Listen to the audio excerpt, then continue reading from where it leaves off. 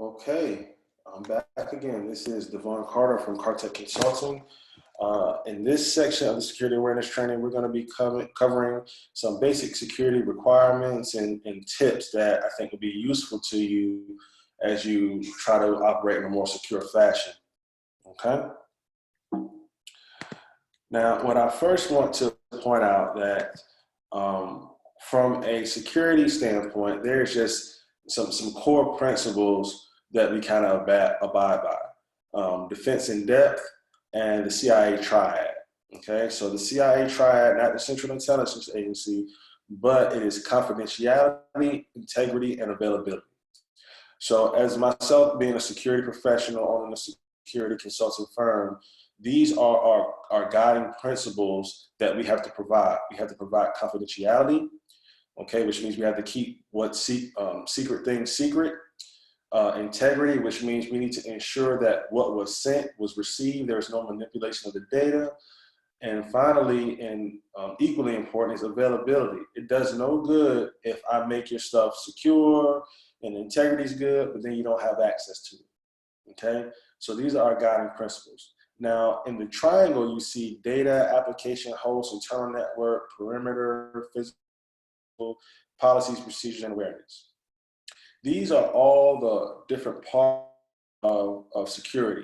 Okay, these are the things that we need to secure: the data, the application that the data is using or creating, the host, meaning the servers or the computers, your internal network, like your wireless, how people connect to your wireless network, how people connect to your corporate network. The perimeter, maybe firewalls will be used to protect your company from getting breached from the outside. Physical security, do you have locks on your doors? Do you have security cameras? That closet that has all the files in it, is there some type of badge reader? Is there some kind of access control mechanism? And then we have policies, procedures, and awareness. Your policies, do you have a security policy? Most companies do not. That security policy is used to guide your security processes or security activities or your security goals for your company. Procedures, do you have security procedures in place? Okay, what do people do with this specific incident? If you're breached, what happens? Who do they call? What steps do they follow? And then awareness, which is extraordinarily important because that's talking about training. Just like this training you're taking today, awareness training for your employees is of the utmost importance because they can be your greatest asset and also your greatest vulnerability, okay? Now, we have four corners of security, okay? The four corners of security: governance, and I just touched on those policies and procedures and things like that. People, okay, as I mentioned, they can be your greatest asset and greatest vulnerability. Why? Because people have traditionally been the weakest link. It is a person that clicks on that phishing email, a person that doesn't take care of their password. It is a person that is sharing computers or passing insecure information with people. It's typically people are the weakest link. And so you need to understand that so that you can protect against it through training. Process. It is important that you have processes in place. If X happens, what do we do? Okay, most companies have not thought that far in advance when it comes to their technology. They're focused on, okay, and from the business standpoint, okay, if you're a law firm, okay, if this type of client comes in, we know what to do. If that type of client comes in, we know what to do. Okay, but from a technology standpoint, if this doesn't work, what are our other options? What process do we follow? Okay, and then technology. Many companies these days, because there's just so much security technology out there, they're trying to depend on the technology to do things that, quite frankly, the technology wasn't designed to do. Okay, they think if they buy a piece of technology, that guess what, that technology is going to handle all their security concerns and they don't have to do anything. Well, that's just not true because ultimately it's people and process that keep you secure. The technology should just be used as an efficiency mechanism. It should just make it efficient. It's not going to replace the work that you have to do at the people and process layer. So that's something you want to keep in mind there. Now, Cartech Consulting, we developed our own security framework, and these are all the parts of our framework. These are the things that we cover in our security assessment. These are the things that we check for and ensure that are in place to ensure that you're more secure. Now, I'm not going to go through all of these ad nauseum, but I just want to touch on the business and policy domain. We talked about that. You have to understand the business and what the goal of the business is, and then map a policy, a security policy to the business, because ultimately the goal of security is to enable the business to operate more securely. It's not to be a hindrance. Security awareness training, you gotta have it. Asset management domain, the easiest person to rob is a person who doesn't understand what they have. So we need to know what are your assets, where do they reside, how much are they worth, what are they value, and so on and so forth. Device administration, including mobile devices. Who can administrate your devices? Okay, is it centrally administered? Is it distributed, meaning everybody's kind of handling their own thing? What are you doing there? Access management domain. Who can gain access to what? Okay, encryption domain. Encrypt everything that can be encrypted. Why? Because you want to ensure confidentiality. Remember, that was one of the legs of the CIA triad.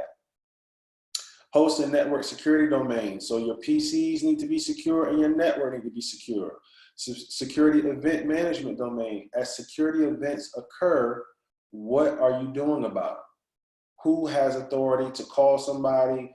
Do you have somebody to call? Vulnerability management. There's new vulnerabilities being created and released every single day. So who's ensuring that you're updating all your computers and servers, getting all the patches installed and handling all that part? Cloud domain. We talked about cloud earlier, making sure you understand where your responsibilities lie. In the security incident response domain, okay, who do you call? Okay, what do you do when you get attacked by ransom? What do you do if you think your computer has a virus? What do you do if you think you just got hit with a phishing email? Okay, you need to have a process in place to handle these types of things. Now, here are some tips that I put together, to try to help you protect yourself, obviously. First is encrypt. I mentioned that. Use caution in the cloud. Okay, again, know your responsibilities. Don't just send it to the cloud and think everything is okay. Beware of BYOD. What is BYOD? It is bring your own device, okay?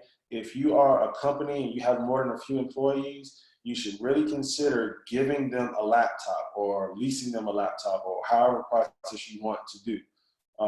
Why? Because you want to own that device. Why? Because then you can administer it. You can ensure that it's being operated securely. You can ensure that virus protection is running. You can ensure that they're not visiting anything crazy because you can lock it down by administrating it, okay? So beware of BYOD. Vet your vendors, okay? It's okay if you ask for background checks. It's okay if you ask for references. You need to understand who your vendors are and what they're doing and what their capabilities are. Staff training is important. This is, as I mentioned, people, they're typically the weakest link. And so you want to make sure that you're giving security awareness training at least twice a year, okay? At least twice a year, because you want to keep them aware of what's going on. And you want to make sure that training is not just tied to work, but you make it applicable to their home lives. How can they become more secure at home? Because as you get smart home devices, and all these things, that's going to come into play. Be wireless savvy. You should be rotating your wireless password in your office.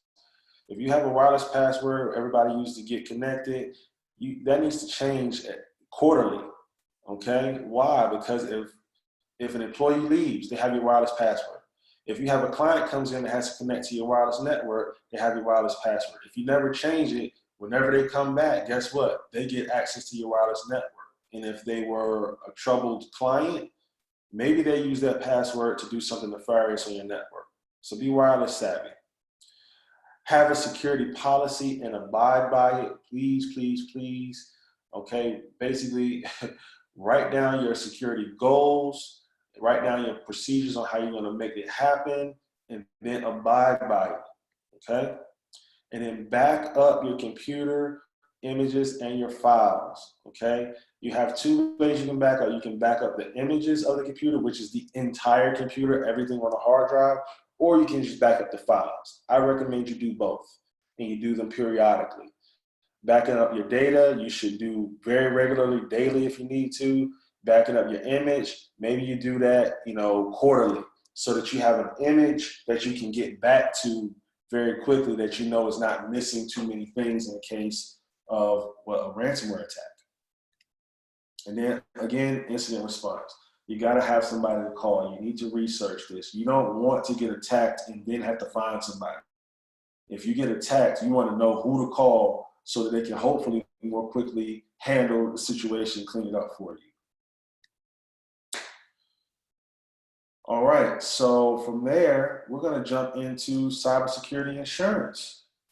Okay, now I'm kind of throwing this in at the end because I've been getting contacted by a lot of clients who are asking me, hey, if we get cybersecurity insurance, do we still need to worry about security? Because if we get breached, the insurance policy will just cover it. Well, I'm here to tell you that that is not the case. Okay, that is just not the case. Cybersecurity insurance is absolutely a nice to have, and you should have it. Okay. However, the cybersecurity insurance policy for the industry of the insurance industry it's not standardized yet. Okay, there's no standard policy to ensure that everything is covered properly and things like that. So right now, insurance companies are making tons of money off of policies because they have written them in such a way that it's very easy for them to get out of covering anything. I reviewed a policy for a client not too long ago, and it looked great until I got to the coverage amounts. The coverage amounts were like $5,000 per incident. Well, the average cost of an incident is hundreds of thousands of dollars. So what is $5,000 going to do, right? So these policies carefully, okay? Now, there was an AIT case, okay, as an example. Chinese hackers spoofed the email address and sent a phishing email, we discussed it before, to this company, a $6 billion financial technology company. Hackers convinced an employee to send $6 million to their bank accounts that were controlled by hackers. Okay, now they had a cybersecurity insurance policy, and they tried to get coverage under that because it was initiated by a phishing. Well, guess what? The employee, and this speaks to employees can be your biggest weakness, they didn't exercise even a modicum of care and responsibility in connection with the known and obvious security threats. One email which requested a $3 million wire transfer simply said, "How was your weekend? Let's round up the business." And based off of that email, they wired $3 million to the hacker's bank account. Do you think the insurance company was going to cover that? Absolutely not. Why? Because that is a people issue. All right, that's kind of a ridiculous case, but it actually happened. National Bank of Blackbird versus Everest National Insurance Company. Unidentified criminal actors through coordinated unauthorized intrusions into the bank systems and network to change consumer account balances, monitor network communications, removal of critical security measures such as anti-theft and anti-fraud protections, keystroke tracing, and all this. Basically, they just completely got into this bank's network and just did a job on it. Okay, they lost $1.8 million directly, and then the total cost with all the recovery $2.4 million. Everest only covered $50K under the debit card rider. So the way the insurance policy was written in this case was there was a breach rider and then a debit card rider. And what the insurance company was able to argue that this was only covered under the debit card breach rider because some of what they did affected the ATM machines, which are used by debit cards, right? So the higher coverage amount under the main security policy, under the main cyber coverage, didn't come into play here. So this company is paying for an insurance policy and only got $50,000 back of the the $2.4 million they lost. This is the importance of understanding that insurance policies are not a cure-all. They are nice to have and they will help, but you have to ensure that it is properly vetted. Okay, work with somebody in cybersecurity so that you understand what your coverages are. This was a continuation of that case. So next steps, okay? This is the end of the training, and I just want to kind of give you guys some next steps and things that you can do that will make you more secure overall, okay? Make your website HTTPS compliant, okay? A lot of law firms' websites are just HTTP. That means that it is not secure, it is clear text. Add the S, okay, especially if you're collecting any personal information on a website, the S stands for secure, and your website developer should understand that process.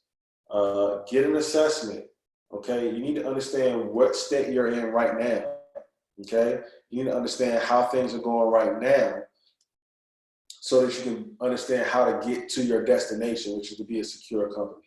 Develop and implement a security policy. We talked about that. Change your password and implement two-factor authentication for all accounts, or at least the important ones.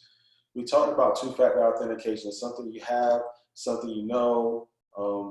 Have those things in place, okay? Go and install all the updates on your computers. I know you guys, and I've done it in the past. I'm guilty of it, right? Sometimes the pop-up for a patch on the computer comes up or an update comes up, and what do? Keep postponing.